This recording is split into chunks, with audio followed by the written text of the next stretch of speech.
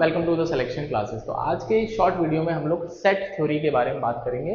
किस तरह से सेट थ्योरी को आपको इंटरप्रेट करना है जब तीन वेरिएबल होते हैं और उन जो अल्फ़ाबेट्स हैं उनका क्या क्या मतलब होता है, क्योंकि जब तक आप सेंटेंस को अच्छे से समझेंगे नहीं तो आप वेन डायग्राम अच्छे से नहीं बना पाएंगे। ठीक है, तो हम तीन वेरिएबल की बात करते हैं, तो हम तीन सर्कल बनाते हैं। फॉर एग्जाम्पल ये पहला सर्कल, ये दूसरा सर्कल और ये तीसरा सर्कल। हमने तीन सर्कल बनाए।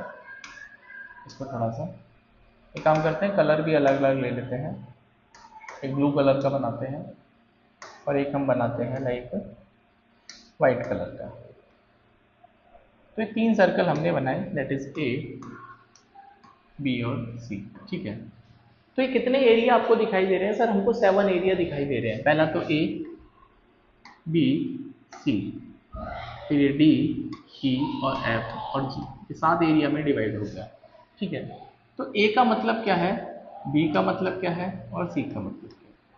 तो अगर हम ए को देखते हैं, that is only A, only A. हाँ, मतलब सिर्फ जो ए को पसंद करते हैं या जो ए कैटेगरी में लाई करते हैं। और I can say A but not B and C. तो ए बट नॉट बी और ना भी सी। ठीक है, सिमिलरली जो बी है वो रिप्रेजेंट करता है ओनली बी को, और ये I can also write B but not A and C, and जो सी है that is only C, C but not B and A. ठीक है, तो ये अल्फाबेट आपको पता चले सिंगल सिंगल एंटिटी को रिप्रेजेंट करते हैं। अच्छा, अगर हम बात करते हैं फिर डी के बारे में, डी, तो डी आपको देख रहे हो, ये डी वाला जो पोर्शन है वो ये वाला है, डी वाला पोर्शन। ठीक है, तो डी का मतलब है ओनली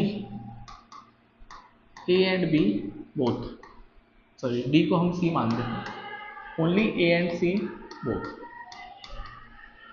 तो ओनली वर्ड का मतलब है कि सिर्फ और सिर्फ ए और सी दोनों है, सिर्फ और सिर्फ, मतलब उसमें जी नहीं है या फिर उसमें बी नहीं है।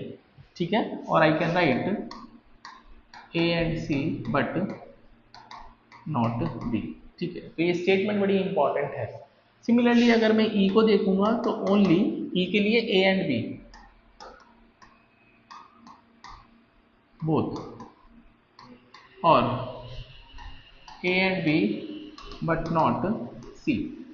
सिमिलरली अगर हम एफ की बात करेंगे तो ओनली एफ के लिए आपके पास आएगा that is B and C both, और B and C but not E. ठीक है, ये दोनों का केस समझ में आया। अभी जी पे चलते हैं। जी, तो जी क्या है, ऑल थ्री। जी का मतलब है ऑल थ्री, तीनों के तीनों ही इसको पसंद करते हैं। हाँ, तीनों के तीनों। ठीक है, अच्छा और क्या क्या इंटरप्रिटेशन है अब देखते हैं। अगर मैं आपसे बोलता हूं, जो अब क्वेश्चन समझ में आते हैं या स्टेटमेंट है एग्जैक्टली वन, एग्जैक्टली वन, तो जब भी एग्जैक्टली वन बोलेगा तो हमारे पास एग्जैक्टली वन में ए बी एंड सी, क्योंकि ओनली ओनली की बात करता है। तो एग्जैक्टली वन का मतलब होता है ए प्लस बी प्लस सी। अगर मैं आपसे बोलता हूँ एग्जैक्टली टू, तो एग्जैक्टली टू का मतलब है सिर्फ डी, ई और एफ। और अगर हम आपसे बोलते हैं एग्जैक्टली थ्री, एग्जैक्टली थ्री, तो एग्जैक्टली थ्री का मतलब हो गया दैट इज ओनली जी।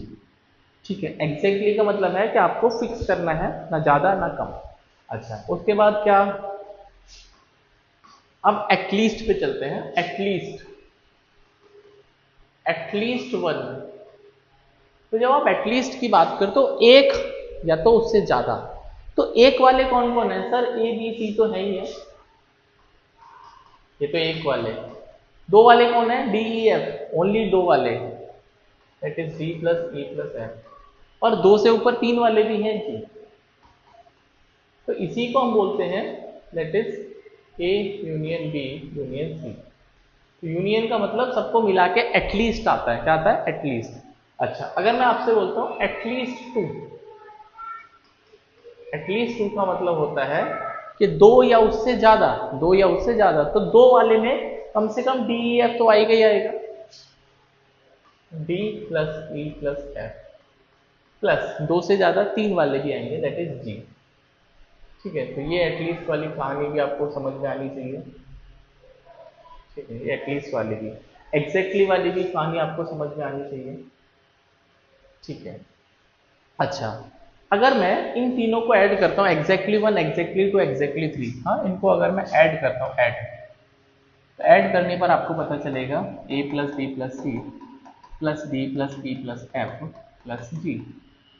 जब आपने इन तीनों को ऐड कर दिया, ऐड करने पर a plus B plus C plus D plus E plus F plus G, इसका मतलब ये एटलीस्ट का केस बन गया। तो आई कैन से इनको ऐड करने पर एग्जैक्टली 1, एग्जैक्टली 1, एग्जैक्टली 2, एग्जैक्टली 3 का मतलब हो गया एटलीस्ट 1, एटलीस्ट 1। तो ये पूरा का पूरा जो पिक्चराइजेशन आपको समझ में आना चाहिए कि किस तरह से इसको यूटिलाइज करना। तो आप इसका स्क्रीनशॉट ले सकते हैं। ठीक है, अब जैसे एक दो बातें और बताऊं, मैं से बोलता हूं कि those who likes A also likes B. ठीक है, ऑलवेज,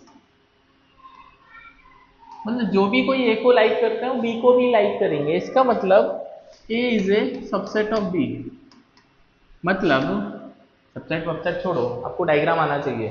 तो बाहर वाला क्या बनेगा, दोज हु लाइक्स ए, जो ए में आएगा वो बी में जरूर आएगा। तो ए पूरा का पूरा ए जो है बी के अंदर बनेगा। क्या बनेगा, पूरा का पूरा अंदर बनेगा। अच्छा, इसका मतलब अगर मैं आपसे बोलता हूं नो टू लाइक्स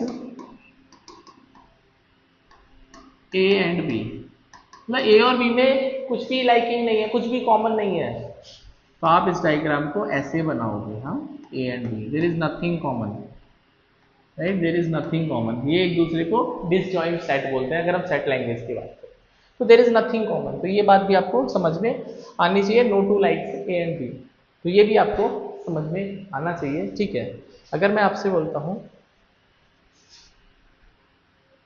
कि all A likes B but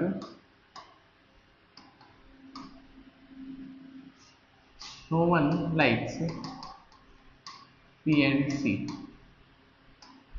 both। ठीक है, इसका मतलब क्या है, no one likes A and C। तो इस डायग्राम को आप कैसे बनाओगे, तो सबसे पहले all A likes B, A B, ये बोलता है no one but no two, हाँ, no two likes A and C both, कोई भी नो टू लाइक्स, मतलब ए और सी में कुछ भी कॉमन नहीं है। तो हम इसको यहां पर लेंगे क्योंकि ए को टच नहीं करना सी के साथ में, बी का कॉम्बिनेशन या बी का जो कॉमन है वो सी से हो सकता है, दैट इज ये बी एंड सी है, ये क्या है, बी एंड सी बोथ। ठीक है, तो नेक्स्ट क्लास में हम इसके कुछ क्वेश्चंस कवर अप करेंगे सो दैट आपको चीज़ें समझ में आए। मिलते हैं नेक्स्ट वीडियो में एक और नए कंसेप्ट के साथ में। टिल देन अपना ध्यान रखिए, पढ़ते रहिए, बाय, टेक केयर।